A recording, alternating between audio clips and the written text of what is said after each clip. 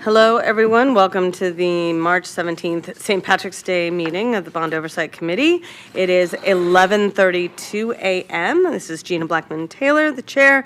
I will do roll. So I am here. Chris G. is not here. Al Lopez. Present. Thank you, Al. Sally Acord. Sorry, why did I do that? Is not here yet. Jessica Allen. Not online. David Flatt. Here. Thank you, David. David Flippo. Absent. Margarita Gamboa Harris. Present. Thank you, Margarita. Byron Goins. Present. Thank you, Byron. James Halsey. Present. Thank you, James. Nikia Jackson Hale. Present. Thank you, Nikia. Walter Jones. Present. Thank you, Walter. Stephen Silbercross. Present. Thank you, Stephen. And Yvette Williams is absent. So, and Emily, we do not have Emily Stevens, the Board of School Trustees liaison today, as she is traveling. So we will move along to item 1, our flag salute. We do have a quorum, so we will continue. I've asked Margarita to lead us in the flag salute. Please rise.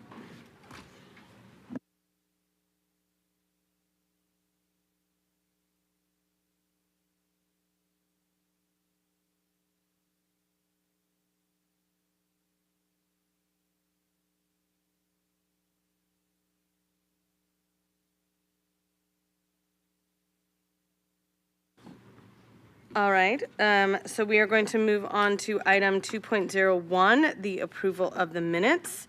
If we have any discussion first, or if you want to take a second to look over them. Do we have public comment on? Okay, so are there any comments or discussion regarding the adoption of the, oh, I'm sorry. Hold on, thank you. Let me go back and be clear. 1.02, adoption of the agenda first. This is an action item. Do we have any? Motion. I have a motion from Mr. Halsey. Second. A second from Mr. Lopez. All in favor, please say aye. Aye. Aye. Aye. Aye. Thank you. Agenda is adopted. And now we will move on to 2.01, the approval of the minutes. Discussion or comments? If not, I will entertain a motion. So moved. Second. Who was that first moved? That's Dave. David Flatt, thank you was Dave. Yep. And Byron, you were our second? I was not, but I can offer a Oh, second. who was our second then, please? Stephen. Oh, thank you, Stephen. Sorry with the online, it's problem. just a little No harder. problem. So Dave Flatt motioned. We have a second from Stephen Silverkraus. All in favor, please say aye. Aye. Opposed? Aye. So thank you, sorry, I'll be slower. Opposed? Okay, hearing none, the minutes are approved, and we will move on to reports by chair and/or liaison representatives. Before we get into the nitty-gritty of this is one of these fun, lovely, and sad moments where we get to recognize someone who has been one of our own for 7 years. Rob Gertison has served on this committee. He has served in various roles throughout his time here, most significantly as a design liaison. His contribution has been immeasurable. His advice to me, to the committee, to facilities overall has been stellar. What an amazing public servant you have been. So it is my sadness to see you go from this committee, but my happiness for what comes next for you. And so I would like at this time to honor Robert Gertison and his time on the Bond Oversight Committee. And I know I'm not the only one that wants to say positive things about you, so I will open up the floor now for those that want to speak.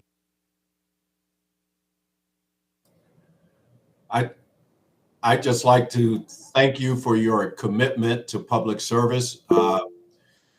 These hours we put in are not really thankful from a lot of people, but we do this out of our heart and our love of our community. And I just want to thank you for your contribution and good luck in your future endeavors. Appreciate all of the work, Rod. Thank you, Byron. He says thank you. I'm not sure if you can hear him. I wonder, maybe we make you go to the mic and say something. Would anyone else like to say something to Rob? Al. I just wanted to, Oh, wait, sorry. I got Al going. I just wanted to concur with what our chair said. Your knowledge is going to be deeply missed, and really appreciate the way you put your time into this board all these years, and it's been a pleasure to work along with you. And I wish you the best in your endeavors as well. Thank you. Thanks, Al. Who was that online? It's harder. This is Dave. Oh, Dave. I Go want ahead. to ditto everything that they said. That he's been very valuable for the team, and I appreciate everything he's done also.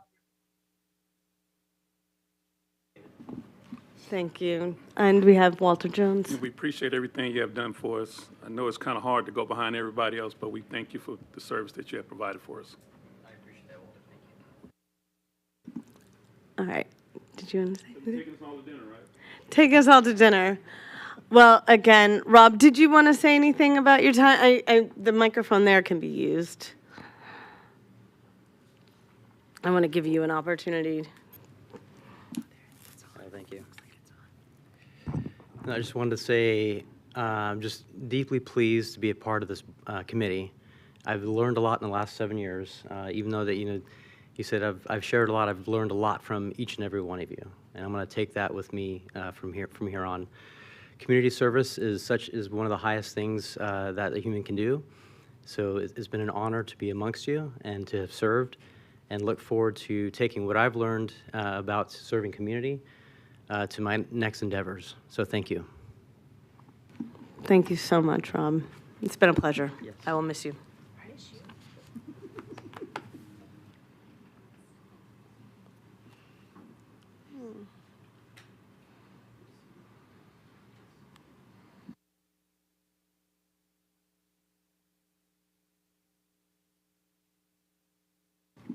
And thank you, staff, for coordinating that and providing such a lovely plaque for Rob. Well-deserved. To that end, because he was our design liaison, if that is a role that you are interested in serving, please let me know. I'm not going to appoint one at this meeting, but we will announce that at the next meeting. So let us move on to Al in construction. Do you have anything you'd like to report? At this time, I do not have anything to report. Thank you. Thank you, Al. Moving on to David Flatt for site selection land use. Nothing for us, but I'll have something at the next meeting. Great, thank you, David, I appreciate it. Mr. Flippo is not here, so we will skip over him. I have, Yvette is not here, but she did send me a note that she just said, please let them know I have spoken with our CCSD communications chief, and we're working to identify a coordinator from her department per my liaison role in our bylaws. And I suggested we include appropriate and pertinent info from Bond Oversight Committee in the newsletter that goes out to the public. My hope is we'll have opportunities to better inform community on issues related to our committee. She welcomed the idea, and we're planning to discuss further. Thank you. And then that is it for our liaison roles. So we will move on from 2.02, since Emily, now we'll move on to 2.03, report by the Clark County Board of School Trustees Liaison. As Trustee Stevens, President Trustee Stevens is not here, we will skip this. I will just take this opportunity to then say it was very productive to have a 3 committee-wide meeting. I appreciate all of the staff efforts to make the logistics of that happen, but to be able to, all in one go, sort of direct those questions, hear the questions of the trustees, as well as AZAC was You always very get on and say informative. your name early, so they show your name. I'm sorry, That's Bill. Hey, you want to mute yourself? it was just it wasn't a comment, okay. It was a very successful meeting, and so I appreciate those who took the time to come at a alternate time from the normal Bond Oversight Committee meeting to be there to share your thoughts. And I thank you for participating in that process. Do we have somebody? I hear a beep. All right, moving on. So we will move on to 2.04 reports. And Brandon, I get to stop talking for a minute and hand it over to you. Brandon McLaughlin, Chief Facilities, for the record. Piggybacking on your previous statement, we are very excited that we had 3 unanimous votes on March 4th in support of our early action plan and the very labor-intensive 4.5-hour session around facility master plan. So I appreciate everybody sticking it out. It is deep work. It takes a lot of commitment and understanding, because there's all the levers of how we fund and how we allocate dollars, and it's really a very intentional process. So again, just appreciate everybody sticking it out throughout it, but it's really important work that drives all the decision making we have, or recommendations we have coming up.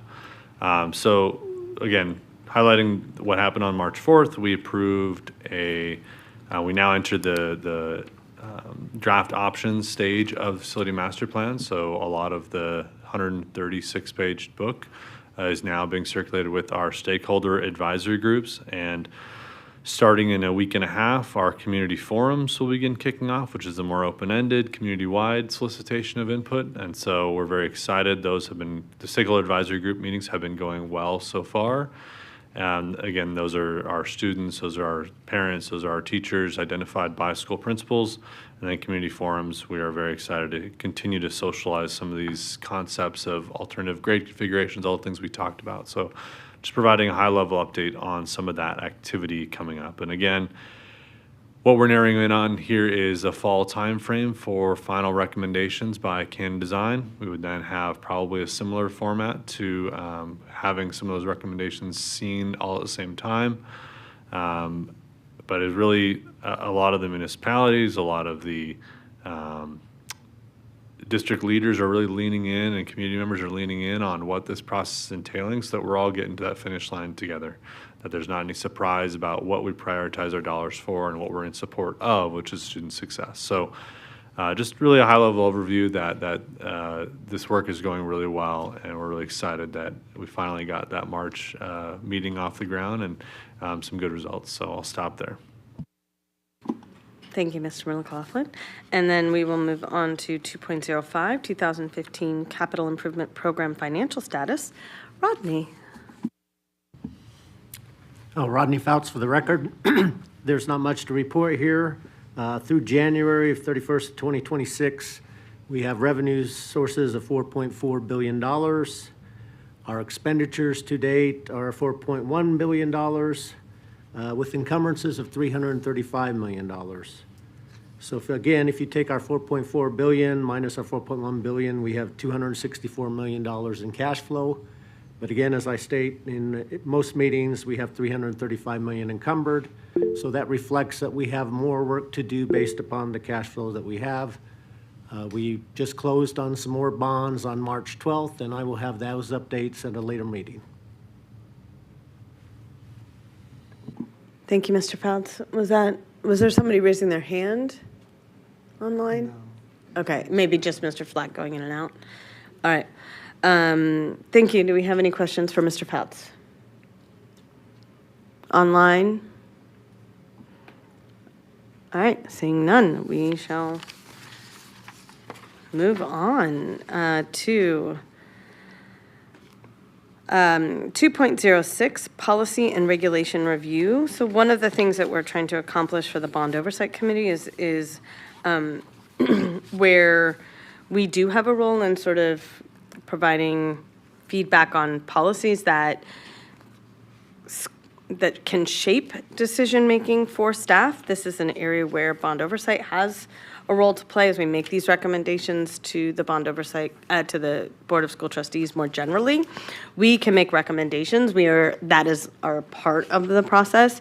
Where I personally hope as chair that we go is that we have some of these updated and solidified prior to that sort of, once that facility master plan has its final approvals, that this kind of becomes an updated guidework for some of the priority decisions in some cases. So what we did was this is a review. We have done this in the past, but this is, given the fact that we have almost an entirely new board from the time that we did this the last time, I think it's nice to have some of these things on the record. We're tackling a few of them here because some of them will actually be, I think, fairly straightforward as we talk about what our recommendations might be. So is everyone clear on kind of what we're going to be talking about here? All right, we will just go through, let's go through some of these actually a little bit out of order. We don't need to actually do them. So one of them, as an example, is policy or regulation 7121. This is in school site development. So as you can see, it's in the last one of your packet. There are some very strict requirements that are listed here that may or may not be still relevant. The last time this was updated was in 2001, so literally 25 years ago. So I'd also like to get comments from Bond Oversight Committee, but also feedback from facilities on whether or not this is even one that we need, or what aspect of this we need to update.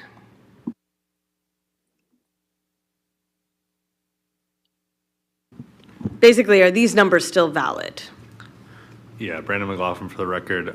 Just as a point of clarification so that we're not overstepping what our recommendation is versus the recommendation of the committee. Got it. I'd say staff will ultimately take direction of the superintendent. I think it would be improper for staff to say what we think should happen to it. I'll look to your guys' recommendation. The intention behind us participating in these three discussions is very much, yes, you guys are the committee tasked with conducting the board's work, which this ultimately becomes a recommendation of the superintendent, but I just don't, I'd be hesitant to have staff comment on what is or shouldn't be included, and we do that at each every day to the superintendent, and whether she brings that forward, that's up to her, but. Okay. So. Fair enough. Well, then in our case, with an internal discussion, do we have a recommendation on these items? Because or is this something that we want to have a further conversation on among us as a Bond Oversight Committee? Mr. Halsey. I just, where did, you might have said it already, but where did this thing come from, this document? So there are a series of policies and regulations that are part of CCSD's overall guidance policies. There are, as you can tell by 7,121, there are different categories all throughout that cover CCSD policy for absenteeism, I mean, for any number of things that become the guidance for CCSD. The ones in the 7,000 series typically deal with construction or school design or facilities and planning. So one of the roles that Bond Oversight has is in sort of giving advice towards these policies and regulations if there are recommended changes to them. So these are the existing policies as These they are. all are existing policies and regulations as they stand right now. And there's been no discussion about any potential changes to them? No, in our overall meeting, we reviewed them once a couple of years ago. We have not touched them since. I mean, that's not entirely true. There has been one where we looked at changes that are still in progress. I don't know where we are on that. That was policy Rick's got a 7112. Yeah. Thank you, Mr. Baldwin. Madam Chair, members of the commission, just want to point out to Mr. Halsey's, I think to Mr. Halsey's question, at the very bottom of each item, you'll see when it was adopted. So for 7121, that was adopted in 1966 originally. Then you can see when each time it was revised, and then when it was revised last time in 2001. And who revised it? I mean, obviously it wasn't the bond oversight committee. Is it in our purview to be dissecting these documents or that's just a question? Yeah, so functionally, the policies and regulations are a document that exists between the district, i.e. through the superintendent, and the board for a matter of consistency. The committee's purview over policies and regs is that you guys as a committee can recommend to the trustees to have the superintendent bring a recommended change forward. Whether the superintendent takes action on that, that's up to her and her executive authority, but nothing prevents you guys from basically making the statement, hey, Board of School Trustees, you guys should review policy 7121, and here's some proposed changes. Okay. And that's all we're looking for today here. Yep, thanks. So here is an opportunity for us to talk about some of the, from conversations that I've had with Rob and others in the past, and I think, I don't want to suggest that regulation and policy is not strictly followed, but I think we definitely throughout CCSD have policies that are more routinely adhered to, or I guess then to my question, even if you can advise exactly how you would make these changes or what changes they would be making, can you at least advise how much your facilities has been able to go off of policy 7121 for what you're accomplishing? Is this something that your architects are given in order to create a new design? Brandon McLaughlin, for the record, I'd say it's regulation 7121 has been a barrier to success on some projects.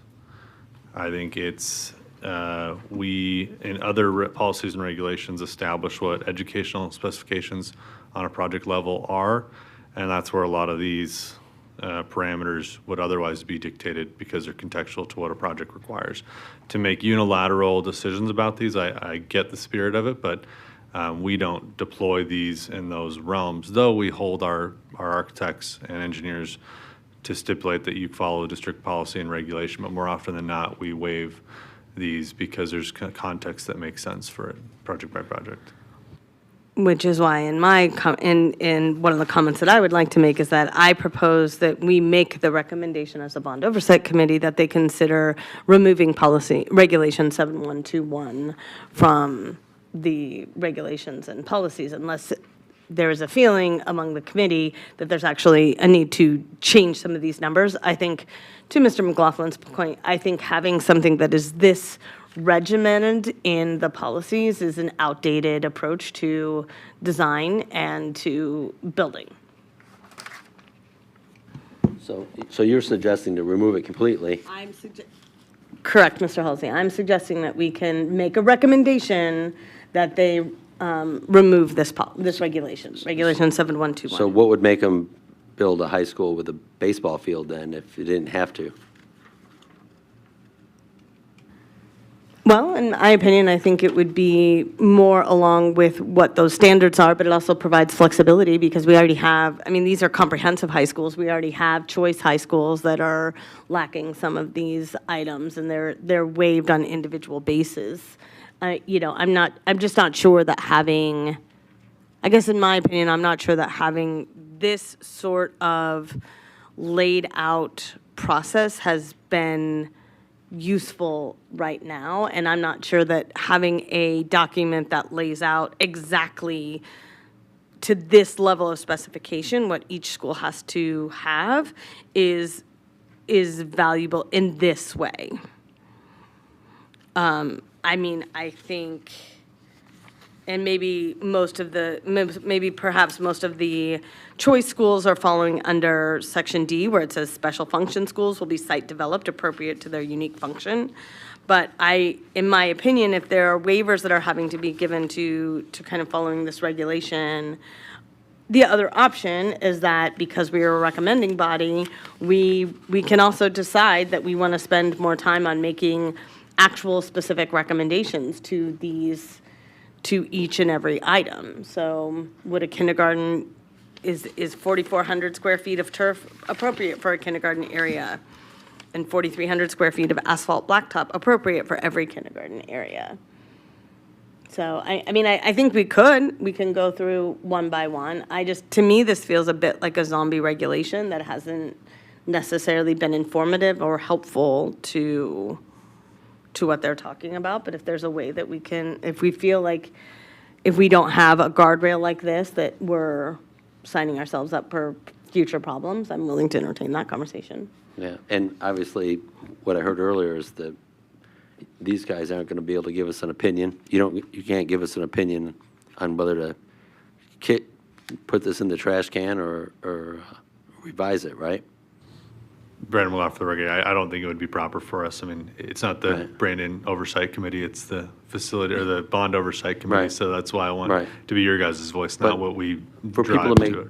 for people to make changes, you got to be informed. We got to be educated about, what does what could happen if we eliminate it, right? I do think that's fair. I think this is also where we look at where regulation perhaps 7110 comes into play, where we're talking about the master planning and facility planning. So where we have the master plan development, and now granted, this is not school-specific, but where we have this evaluation of current educational programs, estimate of future instructional needs, where you have some of these other aspects of it, is that adequate to cover the concerns? Or, I feel like this, while well-intended, this school site development, and maybe with what you're suggesting, Mr. Halsey, is that we do perhaps have and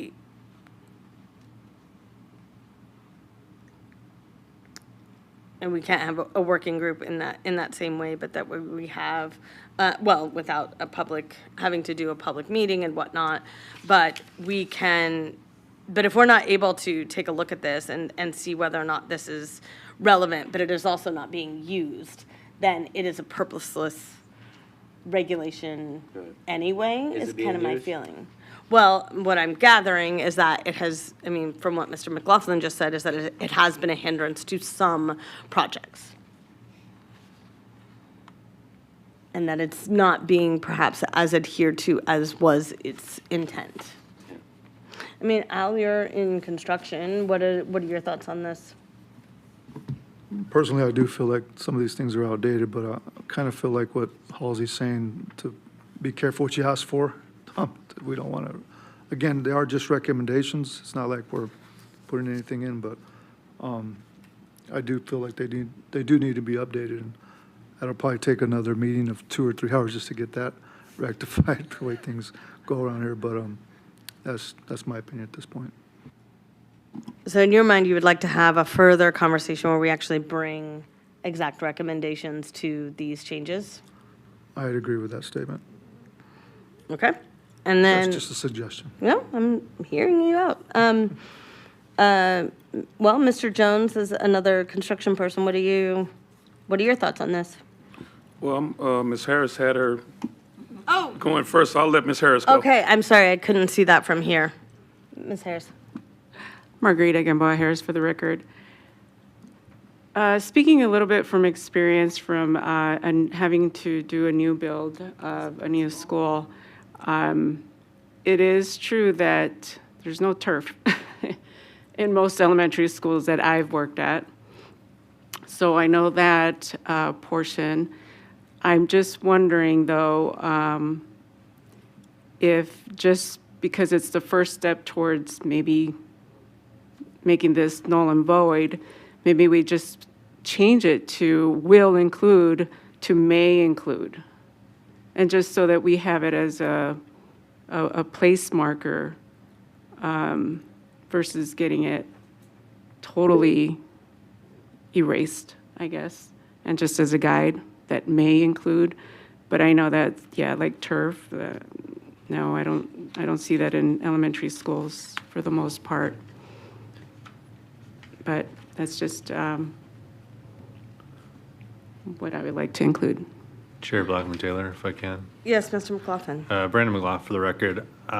Just to clarify, I read this, and given the context of the era this is probably written in, I read this as natural grass turf, not artificial turf. So if that clarifies anything, that's been our interpretation for a while. Oh, thank you for clarifying that then. Yeah, and I guess just to also include that, I know that we're looking at our schools' enrollment going down, and it's a lot of schools may not fall under the 600 to 900, maybe increase that number. But just as a, I go with Al and Halsey, Halsey. that careful not having something, I guess, and totally erasing it, but that's just because maybe we're just now looking at it. Maybe we just need to review it a little bit more. So, Okay. Thank you. I mean, I am online, or well, now, Mr. Jones. Walter Jones. Like Mr. Posen Lopez said, it's more of, we have to go by the way times are changing. Enrollment is going down at certain schools. Some schools is building up. It's a lot of things in here that needs to be, I mean, if you look back, even if you go back to, I was sitting up here marking, okay, if you go back to page 7122, look, a lot of these things are it's outdated. So it's a lot of things that really just need to be looked into before we make a decision or even bring something near to what's important and what's not important. So I think that would be the best thing to do, to find out. I mean, even with the enrollments, I mean, some of these schools, enrollments is, especially elementary school, is some of them below 600. Junior high school, same thing. I mean, even with the high schools. And plus, like you said, like Brandon said, a lot of these schools back then when this came up, artificial turf wasn't even out. It was just plain grass. So I think it's something that we need to table and look at before bringing something to them. That's my opinion. Well, and I mean, we don't have to table it. This can be a Right. part of that conversation right now. And if there's interest in the committee to continue talking about this, we can bring it up at another meeting as a 4-action item. Yes, Ms. Harris. Margarita Gamboa Harris for the record. I have a question of, can you help us understand why it's such a nuisance? Why is this such a hindrance of a policy? What, is it one waiver of a paperwork? Is it, I'm just trying to understand the urgency. Brandon McLaughlin, for the record, on the district's end, there is no urgency on our side. Like I said, we've been waiving this for as long as I've been around the district. That's not to say that's the right practice, but it's just what's been going on. I'd say some of the initial barriers that we read off most frequently, I'll give an example of Red Rock Elementary School is one where we replaced it on site. It's a very small, constrained site with a much larger building than what was previously there. So one of the first questions out the gate with the design team on that is, hey, we're only gonna have 2,200 square foot of turf. Is that okay? Well, there's not really any more room to expand that. So, okay, it's either lopping off classrooms, which we can't do from a capacity standpoint, or we lose turf space. So that's just one example. The other one I'll give that we went through some high school design parameters is probably as long as since this policy was last reviewed in 2001, we looked back at previous high school prototypes, and if you look at letter C, number 1, letter A and D, 8 basketball courts and 6 tennis courts. We haven't had that actually since the early 90s. When you look back at the high school prototypes, we had 6 tennis courts and 8 basketball courts on many of the prototypes that we looked at when we were in design on those. So again, inconsistent application as well in some of these. had a question. Mr. Halsey? So with these documents, not just that 7121, but this entire document, you've been able to continue to build and get waivers, and really hasn't been, it didn't impede your progress for getting stuff done. Brandon McLaughlin, yeah, it hasn't stopped us from getting work done. Okay.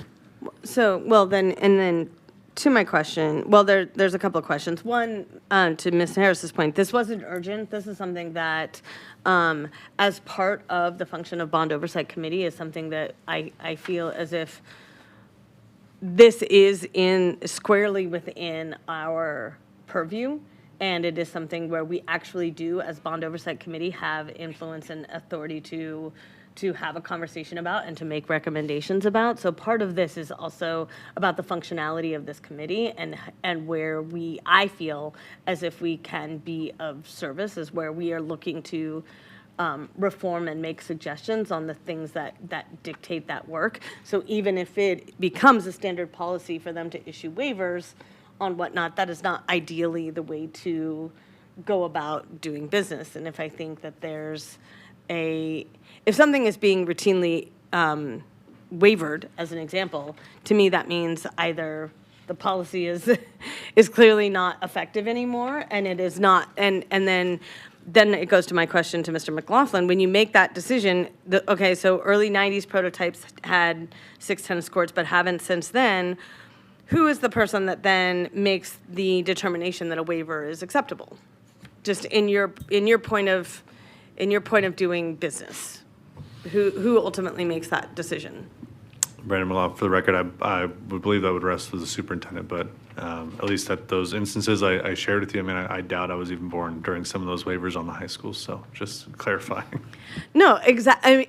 That is exactly my point, is that really that it's what you've done then is create a zombie process that doesn't follow a regulation, or if it does, it has become so superfluous to the real conversation that it has become meaningless. So if there is interest among this committee where we want to take a look at this, then I think it's absolutely within our purview to make this either a comprehensible regulation that does what it is supposed to do, or we vote to, we recommend that we no longer continue to follow it. Mr. Jones. So going back, even if you go back when Mr. McLaughlin was talking about, if you go back to 7121, a lot of things have changed, even when you go down to G. So now you figure we got girls flag football, then we got lacrosse. Yeah. So a lot of things have changed since the way the town is growing. So. Agreed. Yes. Madam Chair. Sorry, hold on just a moment. Oh, thank you. I will grab them. Ms. Harris, do you mind if I grab them first? Okay. Who had their hands up? I can't see it. Ms. Hale. Oh, okay. Nikia, can you please speak up? Thanks. You're on Nikia, you mute, can Ms. go Jackson. now. There you go. That I shouldn't have said it that way. Sorry. Hi, Nikia. Hi, how are you? So, Well. I just wanted to see if, just based on your previous recommendation, if we could have an additional discussion about this, because I believe that the rules that are in place or the policy that's set forth just kind of gives us a little bit of a guardrail.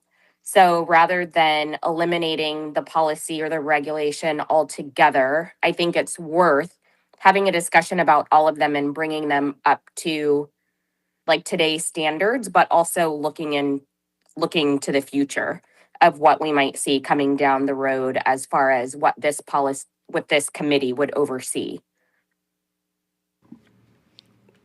Thank you, Nikia. And then Byron, you also had your hands up. I agree. Yeah, my question was kind of similar as Miss Jackson Hale. Usually when you're building, if you've got a policy or something that's that old, usually you have to bring things up to code and into alignment with the current code. But I wanted to ask Mr. McLaughlin is, does the school district at some times look at those policies when they're so old and just to review them or maybe even bring them up to standard? Is there a review committee or policy committee that looks at that? Brandon McLaughlin, for the record, you're looking at them. They're everybody on this dais and everyone on this call, so. Very good. I think it warrants a discussion. I think the chair is right in line with putting it up for a discussion. But of course, when a policy is 25 years old, yeah, it can impact, hinder, maybe even halt some projects, not unless you're, as Ms. McLaughlin says, creative enough to make some workarounds. But I think it's warranted that we look at that policy simply because of the age of it. Thank you. Thank you, Byron. Do I have any more else online? All right, Ms. Harris? My question was also about if this is not something that we're following through with these standards, then is there another place, another regulation that is a guide when there's a new build or a new facility being used for schooling purposes? Brandon McLaughlin, I think Chair Blackman-Taylor pointed out properly at the outset that Regulation 7110 and 7122 otherwise leads some of this discussion work less prescriptive, obviously.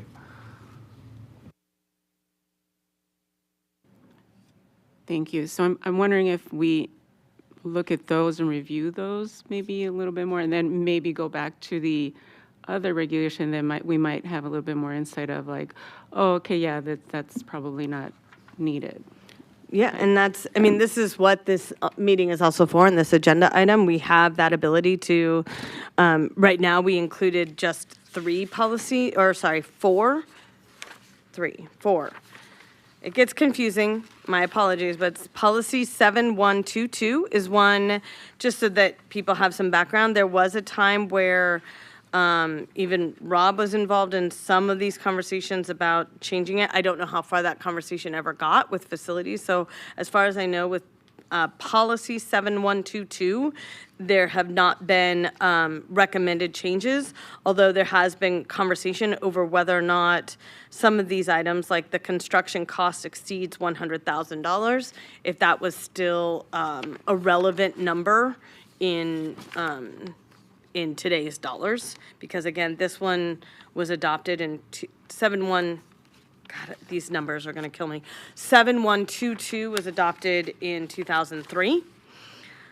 Regulation 7110 is facility master planning. So again, this is an area where it is sort of the overall, in my opinion, 7110, when I take a look at it, I did not have any recommendations for added items on here, but this is also where Bond Oversight Committee, if beyond these A through G, or if there's a place that you want to look, we're obviously in a very intense facility master planning project that is extensively covering this and more, which is why part of this is also, when we were talking ages ago about the bylaw conversation, these policies, one of the things we wanted to add to the bylaws was an appendix that listed all of these policies. So as the Bond Oversight Committee, you were aware of the policies that we have, that we sort of touch on. Two of them specifically mention Bond Oversight Committee roles. Other ones are facilities and capital planning more broadly. There's also Regulation 7120, which is specifications for educational facilities. And then the last one we were looking at, Regulation 7121. So these are a handful of them. I'm hoping that over time we can continue to just sort of knock through all of these, so that if there are ones that we do need to update, that we actually have an opportunity to update them. I feel as if it's one of the areas of Bond Oversight Committee that we just haven't had as much of the input and oversight that I think that is a part of our role. We could even, as oversight, we could ask, hey, where do the elementary school designs, how do they comply with Regulation 7121, we could ask those questions. I'm not sure if that's the area that we exactly want to go into, but this is the place where we can have these conversations about what we need to see changed, and then our oversight questions can also then be based on compliance with these sorts of policies and regulations. Yes. Thank you. Ms. Jackson-Hale?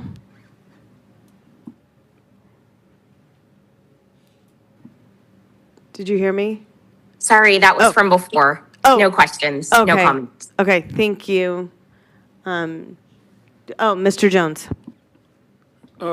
Question, Mr. Malaf. Over here on 7121, where it says construction costs less than 100,000, changes are contained with existing wall, does not require stamped drawings. So when it say less than 100,000, is that saying, does it have to be bonded, or just saying a project that's under 100,000? So what if it exceeds over 100,000? Say it's with a change order. So we're talking about 7122, right? And Yes, you sir. said 21. I'm sorry, yeah, 7122, 7122. Okay, A. B1A. Yes. Okay, so it's just stipulating when items need to bring it to this committee. It doesn't necessarily get into all the bonding requirements, everything else. I would defer to state statutes on that. But this is just what that cost threshold would be before any certain substantial change in a prototype would need to come before this committee. So it's basically just a boilerplate.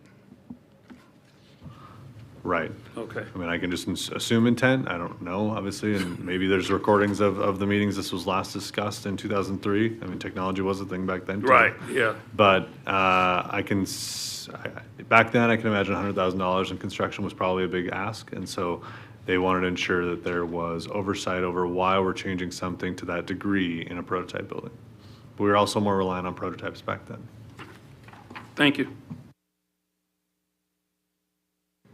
So, Mr. Jones, to your question, because that paragraph ahead of it says substantial changes to a prototype design, a development of a custom design for a new school, or substantial program changes must be reviewed by the Bond Oversight Committee and then be approved by the superintendent and Board of School Trustees prior to any financial expenditure.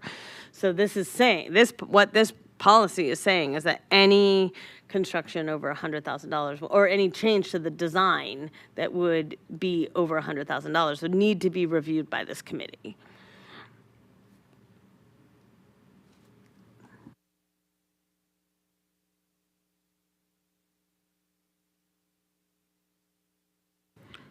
And Walter Jones, and then looking at that, I think since that's been over 23 years, that needs to be, my point of view as a contractor, that needs to be lifted up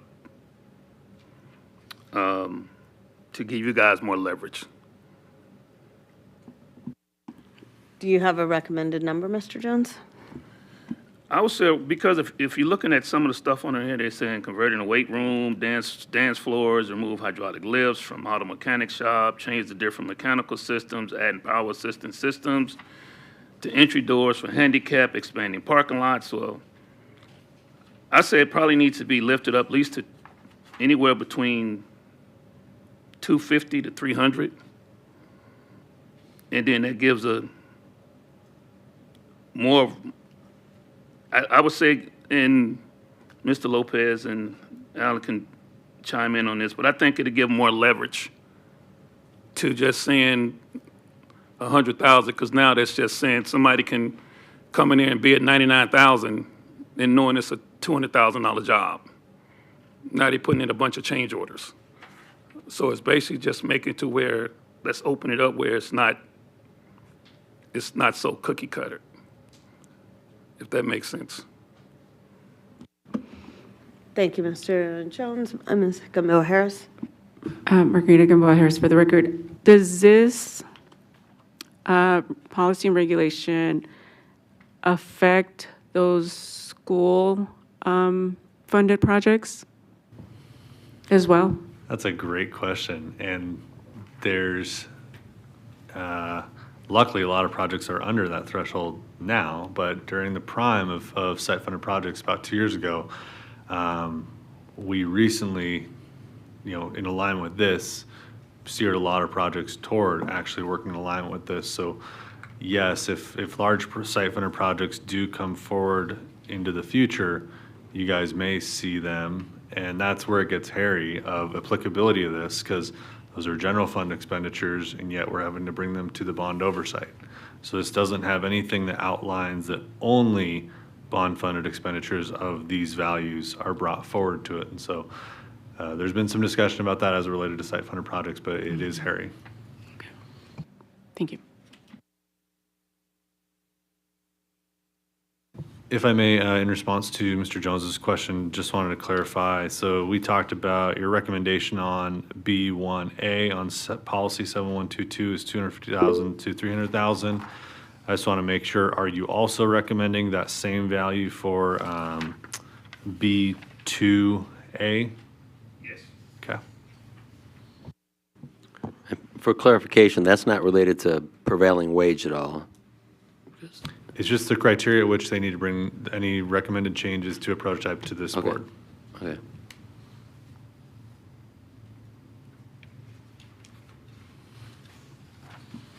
So let's just take these one by one. I think we can move, I think we're in a place where we can kind of talk about this more quickly. So policy 7122, what I've heard is a recommendation of either $250,000 or $300,000 when it comes to B1A and concurrently B2A. And that if we raise that amount, and given where site-funded projects are right now, we probably don't need to add specific language to bond or capital improvement, but it is something that we should be aware of, is what I'm hearing, or could be aware of.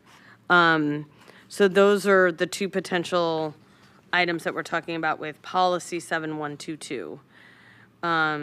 Regulation 7110, is there anything that people want to sort of flag right now or merits further conversation?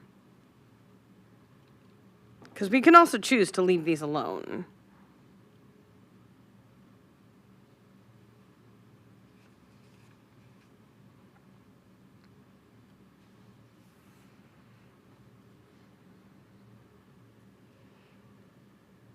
I think people are just taking a moment to read through this policy.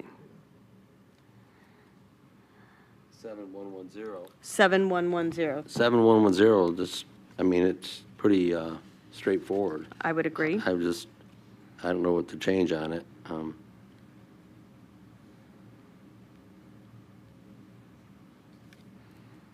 The only thing that's changing is when federal law changes or state law changes, then you're following it, just like the last line Yeah, and I says think at the that's bottom. what the last line is sort of meant to try and capture. Mr. Lopez? Yes, Al Lopez for the record. I'd have to concur with Mr. Halsey. That's pretty straightforward. I don't see anything that really pops out. That merits a further conversation, okay. Is there anybody online that has raised their hands about that? 7120, this is specifications for educational facilities. The first one is master planning, and then 7120, I think is really, this is the one where I think becomes more of a catch-all for 7121. However, this is another one where if we'd like to have further conversation on, I will, or where we get a sense of where people are on this one right now.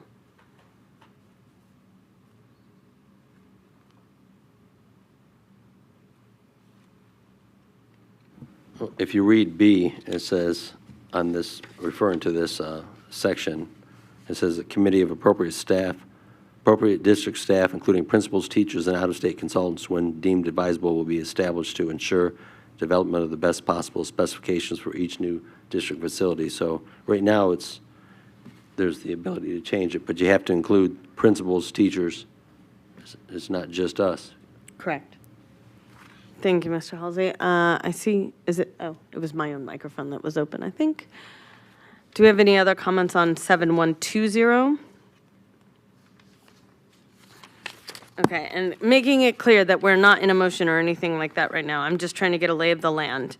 So, and then in Regulation 7121, excuse me, let me be clear, 7121, this is one where we believe we want to have further conversation as a committee on where we want to, what changes we might want to make a recommendation on. Is that correct?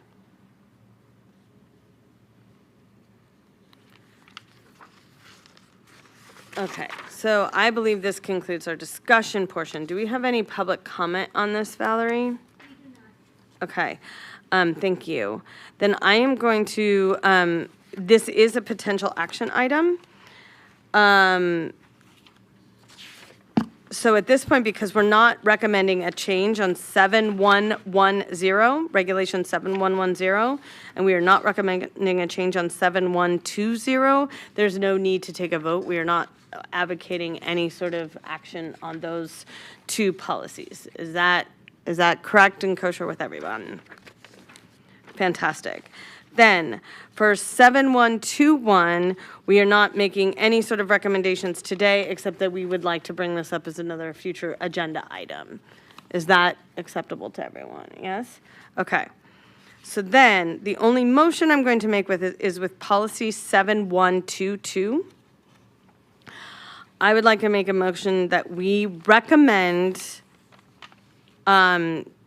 listing the construction cost exceeding amount as $250,000, so B1A, changing that number from $100,000 to $250,000, and B2A, changing that number from $100,000 to $250,000.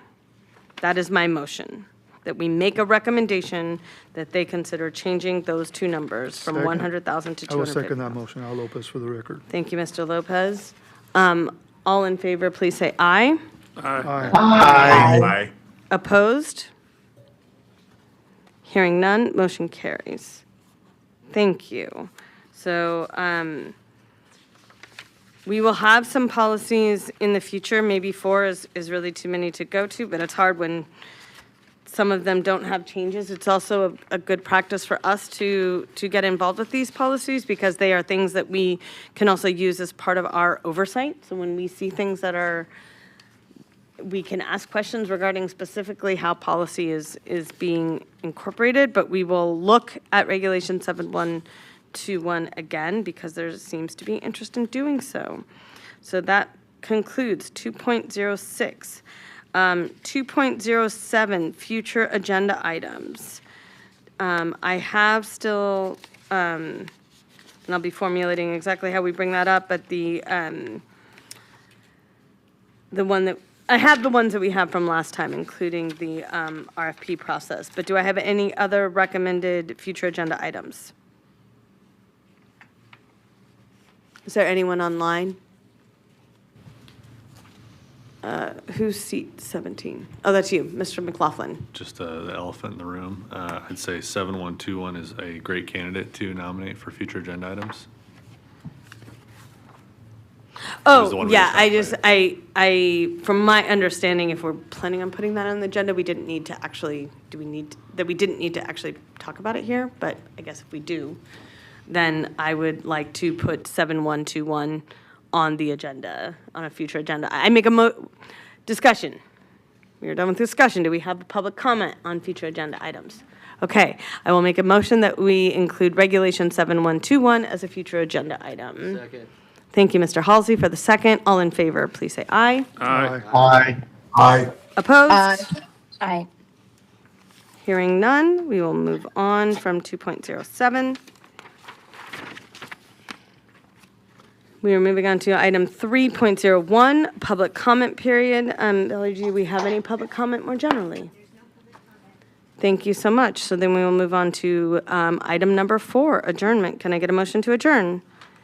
Motion to adjourn. Mr. Lopez, thank you for the motion. Mr. Halsey, thank you for the second. All in favor, please say aye. Aye. Aye. Opposed? Anyone want to stay? All right. Well, thank you. Thank you again to Mr. Curtison for all of his service.